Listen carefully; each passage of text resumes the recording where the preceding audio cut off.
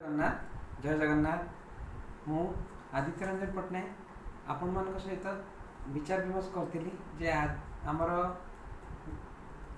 गुरुवार दिन मो तरफ मोर अनुभूतिर जगन्नाथर जो विषय को लेकिन आपण मानक आसबि और से विषय को लेकिन मुझे भिडियो धरिकी आसी ए भिडियो मु दुईटा विषय को आलोचना को नेबी गोटे प्रथम मोर पुरीर प्रथम यात्रा और प्रथम पुरी रथ यात्रा ये दुईटा विषय को मुझे केमती आप सहित मोर निजर अनुभूति बांटेबी और ता सहित मोर कौन कौन मो अनुभूति जगन्नाथ सहित मुझे पाई से विषय में आप सहित पुंखानुपुंख भाव आलोचना करी। प्रथम कथा प्रथम पुरी यात्रा तो जीवन में जो होता विषय को मु कहवा पूर्व मुझे भी कहवाई चाहे कि मुझे जो लोक सहित जाइली से लोक आज मो सांगे ना कि से लोक मु पुरी जाइली 2005 मसीहार प्रबल ठंडा दिन नवेम्बर डिसेम्बर मस जो समय पूरा थर ठंडा थाए से समय आम पुरी जाइलु। पुरी जबार भी गोटे कारण था केमती ना से समय बोलते मोर अष्टम श्रेणी थाए अष्टम श्रेणी जो जो चगलामी पिला खुंदी थाए ताठू 2 गुणा अधिक चगलामी भीतर थाए आउ बापा जेहेतु जन सरकारी शिक्षक सहित पाला गायक थे सी गोटे राज्यस्तरीय पाला सम्मेलन जो हुए आम उत्कल कला परिषद जो अच्छी ना से बापांकर सदस्यता थिला तेणु बापा को भी निमंत्रण कराए कार्यक्रम जावाई तो से कार्यक्रम माध्यम आम पुरी जाइलु। प्रथम थर पुरी जबार अनुभूति एमती आम मैंने बापा सहित राज्यस्तरीय पाला सम्मेलन सारिकी राति अधरे पुरी पिपिली आम जा सका सका पुरी में पहुँची गलु।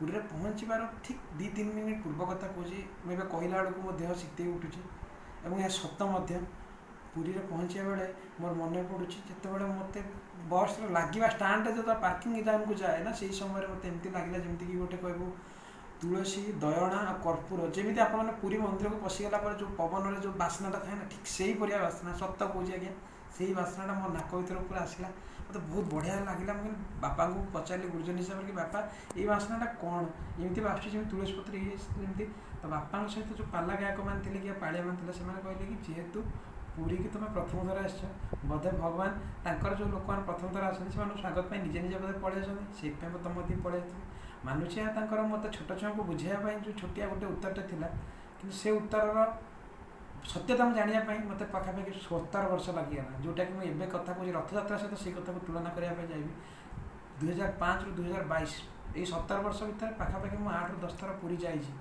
किंतु से प्रथम थर अनुभूति मुझे केबे से बास्नार कथा कहे केबे मु पाइनि कि हाँ ठाकुर सानिध्य पाई सत। रथयात्रा कथा कहे ये रथयात्रा 2022 आम प्रथम थर पुरी रथयात्रा जाए जाइलु।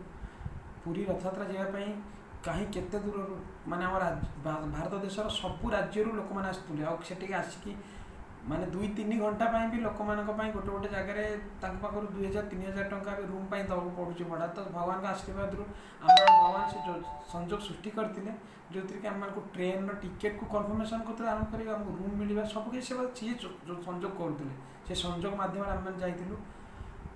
आउ मुझे कहवाई चाहिए तो रथयात्रा पूर्व दिन कथा कहे आम पुरी मंदिर बुलापी जाइए मुझे भी देखी नी ध्वजा अवतरण गोटे कार्यक्रम जगन्नाथ हुए तो से जिन शुणी पताका परिवर्तन हुए बोली मुझे जानी से एमती गोटे जिन हुए आपण मैंने विश्वास करेंगे आपण मैंने तो समझते मैन वर्सेस वाइल्ड देखी निश्चित बियर ग्रिल्स वाइल्ड लाइफ जो तार निजस्व डेयर डेविल कम सब देखी कि से डेयर डेविल कम बोधे केत मुझे जानी केत शूटिंग कट हो ये शूटिंग आज्ञा कटिंग ना ये रियालीटी आज्ञा आपण आगे शूटिंग चलो से कटिंग किसी ही न था केमती ना 65 मीटर 213 फुट उच्चता मंदिर गोटे लोक बिना न देखी पाउछ को न नहीं लोकों हरिबोल जय जगन्नाथ स्वर जिते जिते जोर जोर चलुव से लोक से स्पीड ऊपर को चढ़ुव भावतु जा 213 फुट माने आप भावतु गोटे ताड़ गच 40 फुट है माने 40 चौ 160 40 5 200 माने 5टा ताड़ गच ठार आहरी अधिक 6टा ताड़ गच उच्चार लोक चढ़व लोक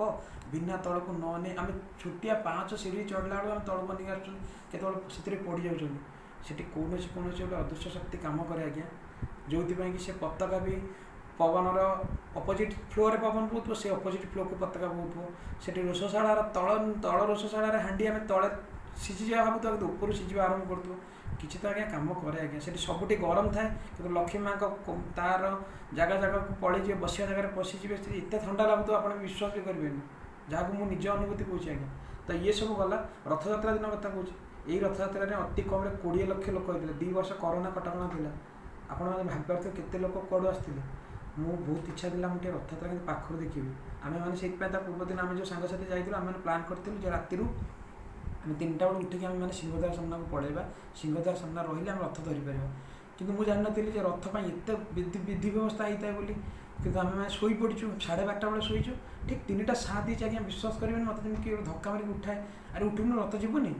ମୋତେ ଲାଗିଲା ମୁଁ ସାଙ୍ଗେ ଉଠି ପଡ଼ିଲି। ଉଠିକି ମୋ ସାଙ୍ଗମାନଙ୍କୁ କହିଲି ଆରେ ଚାଲ ଯିବା ରଥ ଯିବା। ସେମାନେ କହିଲେ ଭାଇ ତୁମେ ଚାଲ ଆମେ ପଛରେ ଯିବୁ। ତ ମୁଁ ମୋ ନିତ୍ୟକର୍ମ ସାରିକି ଦାନ୍ତ ଘଷା ଗାଧୁଆ ସାରିକି ମୁଁ ଆଜ୍ଞା ବାହାରିଗଲି। ମନ୍ଦିର ପାଖରେ ପହଞ୍ଚିଲା ବେଳକୁ 3:30 3:45 40 ଭିତରେ ହେଇଥାଏ ବୋଧେ। ସେତେବେଳକୁ ଆଜ୍ଞା ରଥ ପୁରୀ ଶ୍ରୀମନ୍ଦିରରେ ପାଖାପାଖି 5ରୁ 7 ଲକ୍ଷ ଲୋକ ହେଇସାରିଲେଣି। ମୁଁ କ'ଣ କଲି ନା ଜାଣତରେ ହେଉ ବା ଅଜାଣତରେ ହେଉ କିନ୍ତୁ ମୁଁ ଶ୍ରୀମନ୍ଦିରକୁ ପଶିବା ପାଇଁ ମାନେ ମୋର ସେଇ ଯେଉଁ ସିଂହଦ୍ୱାର ପାଖକୁ ଯିବାକୁ ଇଚ୍ଛା ହିଁ ଥିଲା। ତ ପଳେଇ ବି ଗଲି। ଅବଶ୍ୟ ସେଠିକାର ଥିବା ଆରକ୍ଷୀ ବିଭାଗମାନେ ମୋତେ କହିଥିଲେ କି ଏପଟେ ନୁହଁ ଆଜ୍ଞା ଆପଣ ସେପଟେ ଯାଆନ୍ତୁ। ମୁଁ ସେଇ ବାଟେ ବାହାରୁ ମୋ ଆଖି ଆଜ୍ଞା ରହିଯାଇଥିଲା କେଉଁଠି ନା ଆମର ମହାରାଷ୍ଟ୍ରର ପୁନେରୁ ଆସିଥିବା ଯେଉଁ କଳାକାର ଲୋକମାନେ ଯେଉଁମାନେ କି ରଙ୍ଗୋଲି କରୁଥିଲେ, ମୁଁ ତାଙ୍କମାନଙ୍କ ପାଖରେ ରହିକି ତାଙ୍କୁ ଟିକେ ସାହାଯ୍ୟ ସହଯୋଗ କଲି। ତାଙ୍କୁ ସାହାଯ୍ୟ ସହଯୋଗ ଭିତରେ ପୋଲିସ ଭାଇମାନଙ୍କର ମୋ ପ୍ରତି କ'ଣ ତାଙ୍କ ଦୃଷ୍ଟିକୋଣ ବଦଳିଲା ମୁଁ ଜାଣିନି। ସେ ସବୁର ମାୟାର ରଚକାର ହେଉଛନ୍ତି ସେଇ କଳାକାର କାଳିଆଙ୍କ ମାଧ୍ୟମରେ ଦିଆ ହେଉଥିଲା। ସେମାନେ ସମସ୍ତେ ମୋତେ ସହଯୋଗ କଲେ ଆଉ ମୁଁ ସେଇ ଭିତରେ ହିଁ ରହିଗଲି। ସେଇ ଭିତରେ ରହିବା ଆଜ୍ଞା ମୁଁ କହୁଛି ଆପଣ ଭାବନ୍ତୁ 4ଟା ଥାକର ପୋଲିସ ଜୋନ୍ ଭିତରେ ରଥ ରହିଥିଲା। ତାଙ୍କ ଆଶୀର୍ବାଦ ବିନା କେବେ ସମ୍ଭବ ହେଇନଥାନ୍ତା, କାରଣ ମୋ ପାଖରେ କିଛି ଆଇ କାର୍ଡ଼ ପ୍ରୁଫ୍ ବି ନଥିଲା। ମୁଁ କିନ୍ତୁ ସେଇଥିରେ ବି ତାଙ୍କ ଆଶୀର୍ବାଦ ଯୋଗୁଁ ସେଠି ରହିଲି ଏବଂ ସମ୍ପୂର୍ଣ୍ଣ ରଥଯାତ୍ରାକୁ ମନ ଭରି ଉପଭୋଗ କଲି। ଯେମିତିକି ଜଗନ୍ନାଥଙ୍କ ପହଣ୍ଡି, ବଳଭଦ୍ରଙ୍କ ପହଣ୍ଡି।